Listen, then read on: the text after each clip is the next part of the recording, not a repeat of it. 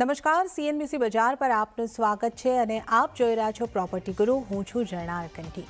તો પ્રોપર્ટી ગુરુનો આ ખાસ એપિસોડ આપણે ખાસ કરી રહ્યા છે કારણ કે સેબી દ્વારા રીટ્સ એટલે કે real estate investment trust regulations 2014ની અંદર સ્મોલ અને મીડિયમ રીટ્સ માટે રેગ્યુલેટરી ફ્રેમવર્ક લાવવાના એમેન્ડમેન્ટને મંજૂરી આપવામાં આવી છે. આ એક અપડેટ છે, એની કેવી ઇમ્પેક્ટ ફ્રેક્શનલ ઓનરશિપ ઉપર આવવાની છે એ અંગેની આપણે ખાસ વાત કરવાના છે અને સાથે જ આપણા દર્શકોને આપણે એ પણ સમજાવીશું કે ફ્રેક્શનલ ઓનરશિપ હોય છે શું, કઈ રીતે રોકાણ કરી શકાય છે અને આ રોકાણથી તમે કેટલા રિટર્ન ઓફ ઇન્વેસ્ટમેન્ટ ROI મેળવી શકો છો. આ તમામ અંગે આજે આપણે ચર્ચા કરવાના છે. આ ચર્ચા કરવા માટે આપણી સાથે એક પેનલ જોડાયેલી છે.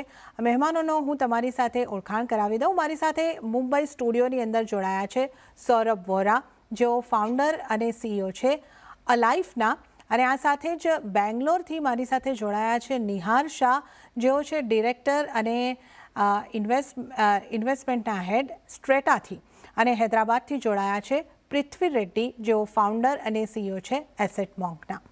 तो आप तीनों का बहुत बहुत स्वागत है इस शो के अंदर. तो सबसे पहले यहाँ पे जो हम આજે આપણે જે ખાસ કરીને અહીંયા આગળથી વાત કરવાની છે, જે રીતે મેં આપને જણાવ્યું કે આ આખી વાત છે જે ફ્રેક્શનલ ઓનરશિપને લઈને આ વાત કરવાના છે. અને અહીંયા આગળથી જે આપણે પહેલાં ઉલ્લેખ કર્યો કે સેબી દ્વારા એક એમેન્ડમેન્ટને મંજૂરી આપવામાં આવી છે. હવે આ જે મંजूरी આપવામાં આવી છે, सौरभ, मैं आपसे समझना चाहूँगी कि इसमें खास तौर पे बताया गया है कि रीट्स को लेकर ये मंजूरी जो है वो यहाँ पे बताई गई है कि रीट्स के लिए ये स्मॉल टू मीडियम रीट्स के लिए ये एक अमेंडमेंट को मंजूरी मिलती हुई दिखाई दे रही. तो सबसे पहले मैं ये समझना चाहूँगी कि डिफरेंस क्या है ये रीट्स में और फ्रैक्शनल ओनरशिप में.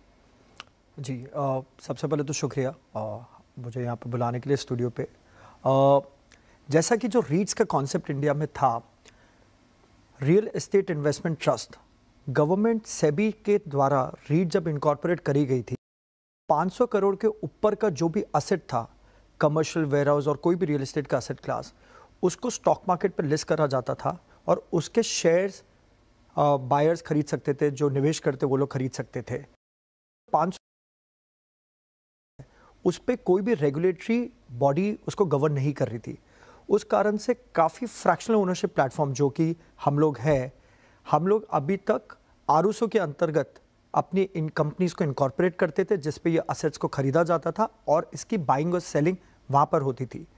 सेबी के द्वारा जो ये अभी इनिशिएटिव लिया गया है, उससे जो अब 500 करोड़ के नीचे के इन्वेस्टमेंट्स है, जो भी असेट्स अब 500 करोड़ के नीचे लेकिन 50 करोड़ के ऊपर है, ये वाले असेट क्लास को अब सेबी रेगुलराइज करना चाहता है, जिससे कि ये वाली इंडस्ट्री भी, जो छोटे फ्रैक्शनल ओनरशिप प्लेटफॉर्म प्लेयर भी है, ये सेबी के होने का फ़ायदा उठा सकते हैं. तो इससे ये होता है कि जितने भी छोटे निवेश करने वाले लोग होते हैं, नहीं तो जो लोग छोटा असेट खरीदना चाहते हैं कंपेयर टू रीट, क्योंकि जो अभी की तारीख में रीट इंडिया पे मौजूद है, ये एम्बेसी के रीट है और 2-3 कंपनीज के, ये बड़े बड़े कॉर्पोरेट और टेक पार्क्स के हैं. अब ये MSME रीट आने से क्या होता है, हॉलीडे होम जैसा असेट क्लास, नहीं तो छोटे ऑफिसेज, छोटे वेयर हाउसेज, इन सबको भी एक प्लेटफॉर्म मिल जाता है, एक सेबी का सहारा मिल जाता है इसको लिस्ट करने का. और निवेशकारों के लिए एक ये अच्छी फ़ायदा हो जाता है कि उनको पता है कि अब ये रेगुलेटेड है, तो सारी चीज़ एनालाइज कर लेता है, जिससे इन्वेस्टर्स आर सिक्योर्ड.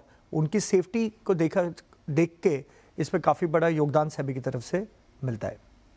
ओके, तो आ एक सेबी द्वारा एक जे पहल है अहीं आगळथी करवामां आवी छे. तो मोटी वस्तु जे आपणे समजवानी छे के करोड़थी नीचेना जे रीट्स छे एने माटे अहीं आगळथी आ लागू थई रह्युं छे. એટલે રોકાણકારને હવે વધુ ભરોસો રાખીને, સરળતા રાખીને અહીં આગળથી જો તમારે ઇન્વેસ્ટમેન્ટ કરવું હોય તો તમે ચોક્કસપણે કરી શકશો. નિહાર, મારે તમારી પાસેથી આ જ સમજવું હતું કે એક જે આપણે કહીએ કે સમજ જે છે કે રીટ્સ જે છે એ કમર્શિયલ ની અંદર કામ કરે છે, અને જે આપણે ફ્રેક્શનલ ઓનરશિપની વાત કરીએ છીએ, આ હોલિડે હોમની એક આપણે જેને કહી શકીએ કે ફ્રેક્શનમાં ઓન કરવાની વાત છે. આ ડિફરન્સ છે કે હજી કંઈક अलग वस्तु છે? આ બંને એકબીજાને રિલેટેડ છે, ડિફરન્ટ છે? શું છે એક રોકાણકાર તરીકે કઈ રીતે તમે રોકાણકારને જો સમજવું હોય એક સરળ ભાષામાં, તો તમે કઈ રીતે સમજાવશો? જી, તો આમાં સૌથી પહેલા આપણે એ સમજવાનું છે કે ટોટલ ઇન્ડિયામાં જેટલા બી હાઉસહોલ્ડ એસેટ્સ છે એ ટોટલ 11 ટ્રિલિયન એસેટ છે, 11 trillion dollar worth of assets છે. એના 50% હજુ બી રિયલ એસ્ટેટમાં ઇન્વેસ્ટેડ છે. રિયલ એસ્ટેટ એક એસેટ ક્લાસ આપણે ગણીએ તો હજુ બી તમે જુઓ તો 50 to 60% ઇન્વેસ્ટમેન્ટ રિયલ એસ્ટેટમાં થાય છે, પણ એ ફિઝિકલ રિયલ એસ્ટેટમાં થાય છે.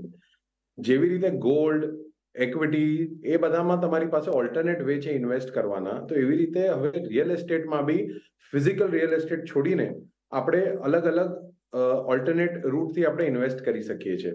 સૌથી પહેલા છે રીટ, જે તમે વાત કરી પહેલા, જે 500 કરોડ અને એની ઉપર આવે. બીજું છે ફ્રેક્શનલ ઓનરશિપ, જે અમે ચાલુ કરી છે, લગભગ 4 વર્ષ થયા. સ્ટાર્ટાએ લગભગ 1200 કરોડ વર્થ ઓફ ઇન્વેસ્ટમેન્ટ કર્યું છે 32 એસેટમાં. તો આમાં આપણે 3-4 વસ્તુ સોલ્વ કરીએ છીએ. સૌથી પહેલા આપણે કહીએ છીએ કે એક્સેસિબિલિટી, એટલે કે જે કોર્પોરેટ કમર્શિયલ એસેટ્સ છે એ અત્યાર સુધી ખાલી મોટા ફંડ્સ ઇન્વેસ્ટ કરતા હતા, પણ individual investor, HNI investor, retail investor, એ લોકોને ઇન્વેસ્ટ કરવાનું ઓપોર્ચ્યુનિટી નહોતું, કારણ કે ટિકિટ સાઇઝ વધારે હતી. તો આપણે આવા એસેટ્સ આપીએ છીએ જેમાં તમે વેરહાઉસિંગ કરી શકો, કમર્શિયલ રિયલ એસ્ટેટ કરી શકો, ડેટા સેન્ટર્સ કરી શકો, મેન્યુફેક્ચરિંગ કરી શકો. સૌરભની કંપની અલાઇવ જે હોલિડે હોમ્સ અને સેકન્ડ હોમ્સમાં ઇન્વેસ્ટ કરે છે એ કરી શકો છો. So basically this is an alternate way of investing in real estate. હવે આમાં તમે કોઈ બી એસેટ ક્લાસ, રિયલ એસ્ટેટમાં તમે કશામાં બી ઇન્વેસ્ટ કરી શકો છો. પણ મેજર જે ડિફરન્સ છે બિટવીન રીટ અને ફ્રેક્શનલમાં, જે હવે એમએસએમઈ રીટ બનવાનું છે, એમાં છે કે તમે એસેટ ટુ એસેટ ઇન્વેસ્ટમેન્ટ કરી શકો છો એમએસએમઈ રીટમાં. Ticket size of the asset, જેવી રીતે સૌરભે કીધું, એ 50 કરોડ અને એની ઉપર હોઈ શકે છે. અને તમે ઇઝીલી ડાયવર્સિફાય કરી શકો છો. તમે રીટમાં આવો તો રીટમાં તમારી પાસે ચોઇસ નથી હોતો. તમે 1 લાખ રૂપિયા ઇન્વેસ્ટ કરો તો એ 1 લાખ રૂપિયો ફિક્સ્ડ પોર્ટફોલિયોમાં જાય છે, જે રીટ ફંડ મેનેજર ઇન્વેસ્ટ કરે છે.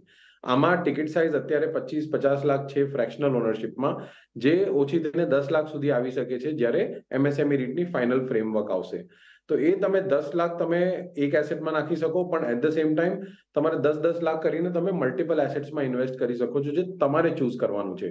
એ હોલિડે હોમ હોઈ શકે છે, કમર્શિયલ રિયલ એસ્ટેટ હોઈ શકે છે, વેરહાઉસિંગ હોઈ શકે છે, ઇન્ડસ્ટ્રીયલ હોઈ શકે છે, ક્યાં તો ડેટા સેન્ટર્સ, મોલ્સ, કંઈ બી હોઈ શકે છે.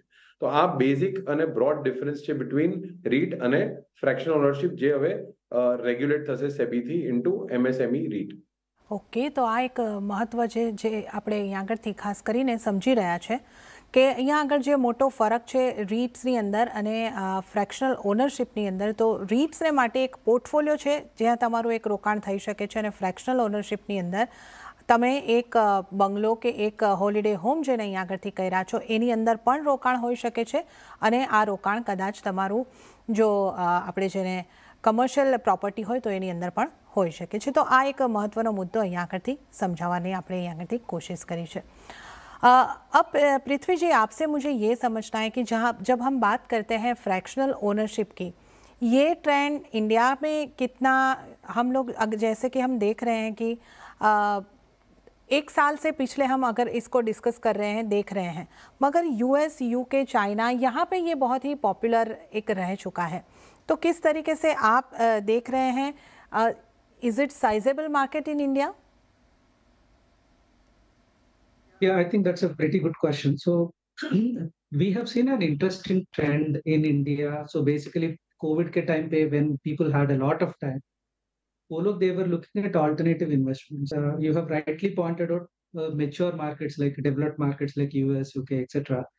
Yeah, REITs and then the fractional ownership as a concept has far evolved. In fact, US can be the big daddy of all the REIT industry. More than half of the REITs are all in the US, and even the fractional ownership has started in a big way in the US from their act called the Jobs Act in 2013, where they have created a clear framework of how to invest in as a crowdsourcing investment. Right? And some of their platforms there have grown to the tune of a few $1 billion in each of these platforms. 4 billion, 6 billion, all these kind of investments have gone through their platforms.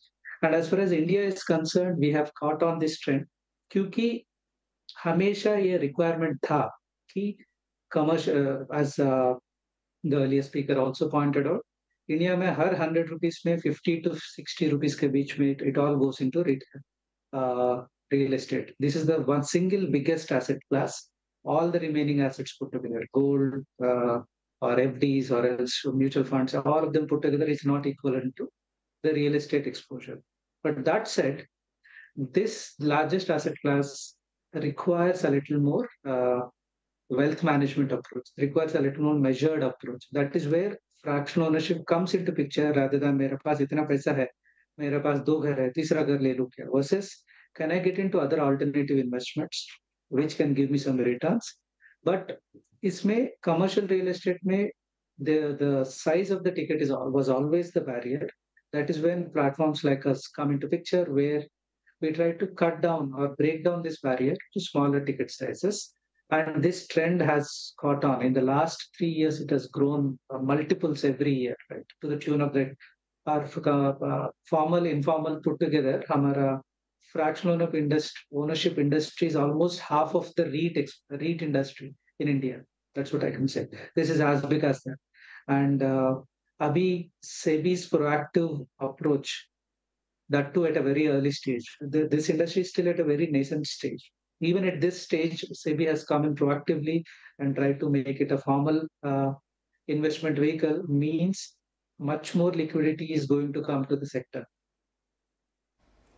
Okay, તો અહીંયા આગળથી આપણે જે ખાસ કરીને વાત કરી કે મોટું અહીંયા આગળથી જે ફ્રેક્શનલ ઓનરશિપનું કે રીટ્સનું જે મહત્ત્વ છે એ છે કે રિયલ એસ્ટેટમાં જ્યારે કોઈ રોકાણકારને રોકાણ કરવું હોય તો ટિકિટ સાઇઝ જે છે રોકાણની રકમ જે છે એ ઘણી મોટી લગાડવી પડતી હોય છે અને આને કારણે ઘણી વખત નાના રોકાણકાર રિયલ એસ્ટેટની અંદર રોકાણ નથી કરી શકતા. ફ્રેક્શનલ ઓનરશિપ અને રીટ્સ એ આનો એક વિકલ્પ ચોક્કસપણે આપી રહ્યું છે. सौरभ जी, आपसे अब आगे ये समझना है कि जिस तरीके से हमने यहाँ पे ये बात को समझा है कि ये एक हमें छोटे जो निवेशक है, रिटेल इन्वेस्टर है, उनको एक छोटी टिकट साइज़ में निवेश करने का रियल एस्टेट में एक मौका दे रहे हैं. तो मुझे आपसे ये समझना है कि छोटा मतलब कितना छोटा, कौन सा मिनिमम अमाउंट वो रहता है कि जिसको हम यहाँ पे इन्वेस्ट कर सकते हैं. और आपसे मैं ये भी समझना चाहूँगी कि आपके कितने प्रोजेक्ट्स हैं या कहाँ कहाँ पे प्रोजेक्ट है, किस तरीके से काम कर रहे हैं, इसमें से क्या आपने रिटर्न्स जो जनरेट करके अपने इन्वेस्टर्स को दिए हैं, एक आप अगर हमारे दर्शकों को थोड़ा समझा पाए. जी जी बिल्कुल. सबसे पहले तो जैसे नेहार और पृथ्वी ने अभी बताया कि इट्स अ बहुत वेलकमिंग मूव है सेबी का कि उन्होंने इतनी जल्दी स्टेज पे फ्रैक्शनल ओनरशिप प्लेटफॉर्म को देखा और परखा और उन्होंने समझा कि ग्लोबली ये बहुत बड़ा होते जा रहा है, तो ये राइट टाइम है इंडिया के लिए भी इसको रेगुलराइज करने का. तो इससे हम सारे प्लेटफॉर्म्स को एक डायरेक्शन मिलता है कि किस तरीके से हम अपने व्यापार को अब और तेज़ी से बढ़ा पाए. बिकॉज एक चीज़ पक्का है कि सारे प्लेटफॉर्म्स पे जो आज की तारीख में निवेश हो रहा है, ये वो लोग हैं कि जो बड़े असेट्स को इंडिविजुअली नहीं खरीद पा रहे थे. मतलब ये लोग ना 25 करोड़ 50 करोड़ का ऑफिस वेयर हाउस, नहीं तो हॉलीडे होम 2 करोड़ का खुद खरीदने की जगह हम लोग इसे फ्रैक्शन पे खरीद रहे थे. तो सबसे पहले तो सेबी का जो ये मूव है उससे ये सारे इन्वेस्टर्स को एक बहुत बड़ी सिक्योरिटी मिलती है कि अगर अब मुझे गोवा पे 2 करोड़ का विला भी खरीदना है और उसका निवेश मेरे लिए 20 लाख रुपए है, वो 20 लाख रुपए का इन्वेस्टमेंट भी सेबी के अंतर्गत हो रहा है, सेबी के रेगुलेशंस के अंतर्गत हो रहा है. तो ये एक बहुत बड़ा फ़ायदा है. ऑल्दो अभी मुझे लगता है ये एक ऐसा मिठाई का डब्बा नहीं तो एक ऐसा स्वीट बॉक्स है जो सेबी ने टेबल पर रख दिया है, but we all are waiting कि कब बॉक्स खुले और हमें डिटेल पता चले. जो कि मई 2023 पे इसका एक कंसल्टेशन पेपर आउट हुआ था, उस पर काफ़ी कुछ डिफाइंड है जिसमें मिनिमम इन्वेस्टमेंट सेबी ने 10 लाख रुपए की बात करी है. बट फाइनली उन्होंने क्या उसको 10 लाख रखा है, क्या उसको 5 लाख करा है, वो पता चलेगा जब डिटेल रेगुलेशन आ जाए. बट काफ़ी अच्छा ये मूव है. अब अपन बात करते हैं अलाइव की हमारी जर्नी की. तो पिछले 1 साल पे हमने करीबन 80 करोड़ रुपए के असेट्स एट मल्टीपल लोकेशंस बनाए हैं. सबसे बड़ा मार्केट हमारे लिए गोवा रहा है, फॉलोड बाय लोनावला, और तीसरा मार्केट है हमारे लिए अलीबाग. तो इन 3 मार्केट में हमारे अपार्टमेंट्स हैं, हमारे विलास है. हमारा मिनिमम इन्वेस्टमेंट साइज करीबन 10 लाख रुपए का ही है. एक बहुत अच्छा फैक्ट मैं आपको बताता हूँ, करीबन 10% लोग जो अलाइव में अभी इन्वेस्ट कर रहे हैं, ये वो लोग हैं जिनका ये पहला रियल एस्टेट इन्वेस्टमेंट है. वो आज भी अपने रेंटेड घर पे रहते हैं, लेकिन वो 10 लाख रुपए के इन्वेस्टमेंट अलाइव के थ्रू करके अपना फर्स्ट रियल एस्टेट पोर्टफोलियो बना रहे हैं. तो मुझे लग रहा है सेबी के रेगुलेशन के बाद ये जो 10% का नंबर, ये कहीं भी 35 से 50% के बीच पे जाएगा अलाइव के लिए भी, और मार्केट पे भी बाकी की कंपनीज के लिए भी, निहार की कंपनी के लिए और बाकी कंपनीज के लिए भी। एक्चुअली मार्केट पे जो पहला रियल एस्टेट इन्वेस्टमेंट है काफ़ी लोगों के लिए बढ़ेगा, और जो लोग अब तक इन्वेस्ट करते हैं इंडिया पे, जैसे अभी पैनलिस्ट भी कह रहे थे कि more than 50% investment real estate में होता है, इससे शायद नंबर 50% से बढ़ भी सकता है, क्योंकि एक उनको बड़े असेट्स पे छोटे इन्वेस्ट करके फायदा मिलेगा। ઓકે, તો આપણે અહીંયા આગળથી જે આ ખાસ કરીને વાત કરી રહ્યા છે અલાઇફની વાત કરીએ તો અહીંયા આગળ નાનામાં નાનું જે રોકાણ છે એ 10 લાખ રૂપિયાનું અહીંયા આગળથી આ ફ્રેક્શનલ ઓનરશિપની અંદર થઈ શકે છે। આપણી સાથે બીજા પણ અહીંયા આગળથી ફ્રેક્શનલ ઓનરશિપ પ્લેટફોર્મ જોડાયેલા છે, એમને પણ આપણે પૂછીશું કે એમના દ્વારા આ રોકાણ કેટલું થઈ શકે છે અને કઈ રીતના રિટર્ન્સ જનરેટ થઈ રહ્યા છે। આ તમામ વાતો આપણે આગળ કરીશું, પરંતુ હાલ લેવો પડશે એક નાનકડો બ્રેક। લઈએ એક બ્રેક અને આપણે પાછા મળીને આ ચર્ચામાં આગળ વધીશું।